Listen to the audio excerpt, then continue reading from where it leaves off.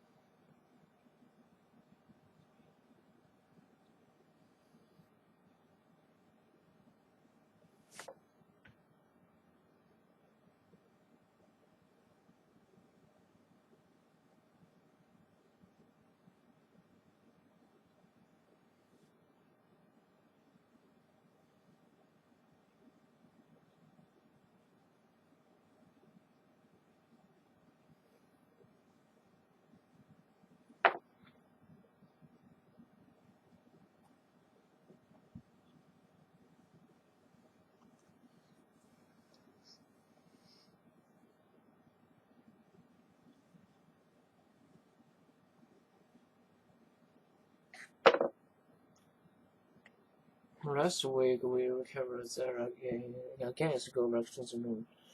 Well, there are conferences in favor of another moon landing too. Another list of fields trying to pinpoint the moon's age.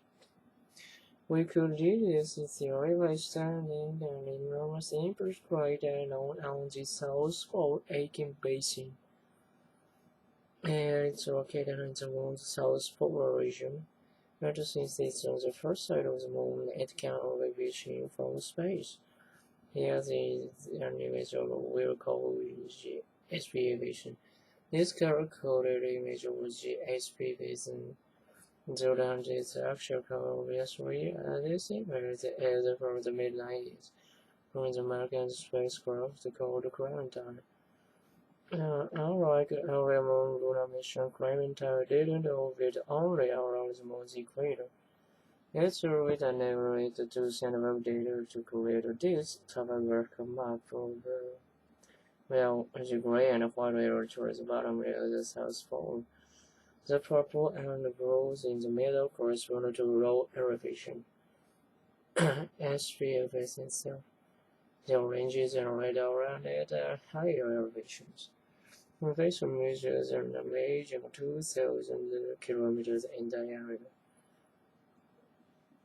12 kilometers. That makes it the biggest known crater in our solar system.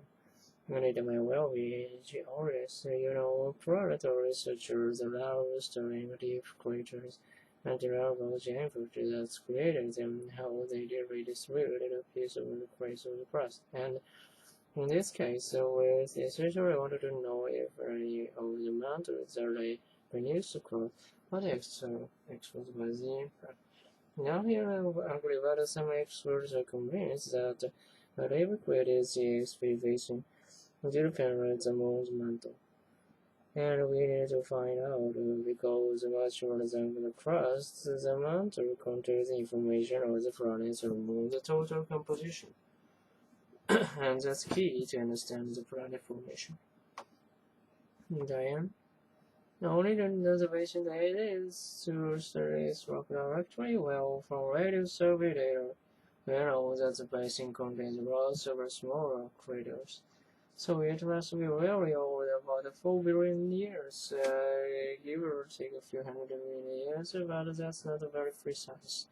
If we have rock samples to study, we know whether the small crater were formed by impact during the final stages of planetary formation, or if they resulted from later meteor showers.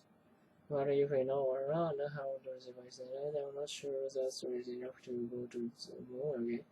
So the good estimates we can do better than that. Besides, there are the same as also investigating like their water ice on the moon. Clementines data indicated that the water of the South Polar crater was more reflective than expected, so some experts think they are probably icier. Also, data from a radar mission indicates significant concentrations of hydrogen.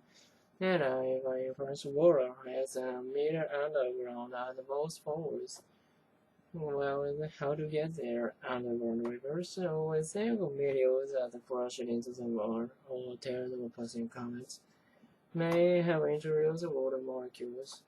Any water molecules that found their way to the floor of the crater near the moon's hole, that water will be perpetually frozen because the floors of the crater are always shallow. And furthermore, if the water ice was mixed in with rock and dust, it would be protected from evaporation. So I think they are right for the round moon. No, that's not fine for the rock. You say there is a water ice in the moon. That would be a very practical value for a future moon base for astronauts. Water ice could be melted and purified for drinking. It could also be broken down into its component parts, oxygen and hydrogen. Oxygen could be used to breathe, and hydrogen could be turned into fuel, rocket fuel. So water ice could enable the creation of a self-sustaining moon-based survey and mining can perhaps on the departure point for further space exploration. But according to the requirements that make a fuel survey for main base, wouldn't that be too expensive? Permanent base may be ways off, but we should have to wait for that. The dust at the bottom of the HP basin really does have a fascinating story to tell. I don't again. Oh.